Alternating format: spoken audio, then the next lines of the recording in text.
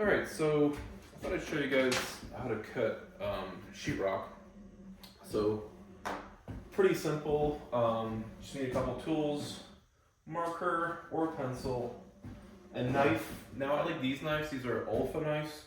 The reason I like these is because you can snap the blades off, and so you always have like a pretty sharp blade just ready to go. I keep a bunch of these. Yeah, so we got our measuring tape and then a chalk line. So chalk line, measuring tape, also safety glasses. All right, here we go. So I'm going to be cutting a piece here for this top section over here. Now, whenever you're measuring for a piece that you're going to install, try to get measures on both sides because rooms are very rarely square, things are rarely level. So for example, this piece is 87 inches long, but on the left side it's 31.25, and on the right side it's 31.5. So not a huge difference, but I am still gonna mark it. And then the length is 87. So we're gonna start with our 87.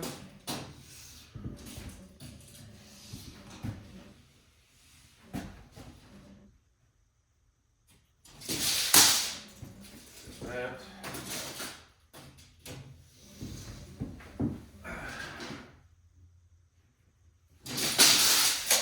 Alright, and then the chalk line. The way that this works, you basically extend it out, and it's got a bunch of chalk impregnated into the line. If you need to do a refill on the chalk, there's a little opening right here, you can add more chalk to it. So we're going to do a little mark right here.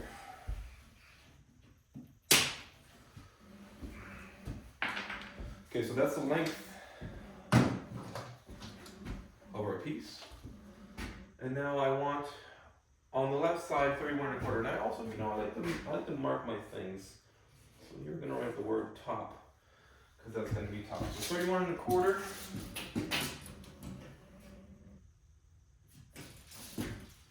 And then 31.5. And I'm gonna do 31.5 at the chalk line mark.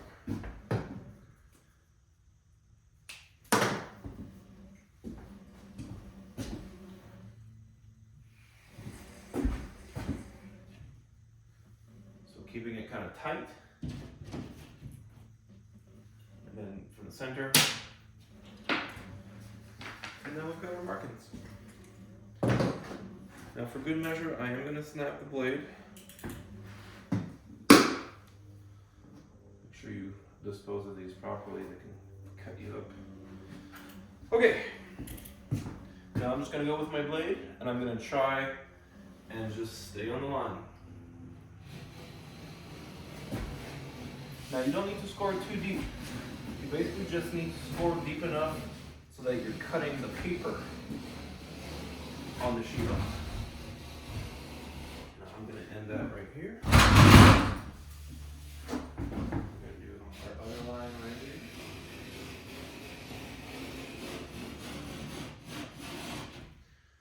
And then once I've got my lines scored in, break it.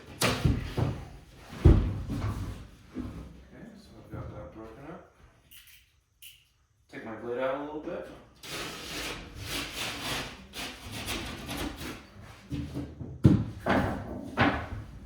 There we go. And now finally this one's going to be a little tougher.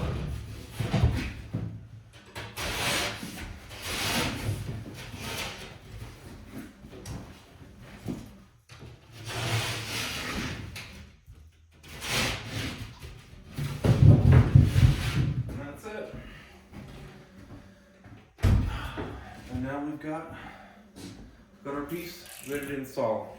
Now the way that I'm going to install this is I'm going to be using 1.25 inch sheetrock screws, and I'm basically going to be following a pattern of putting them about every 12 to 16 inches apart.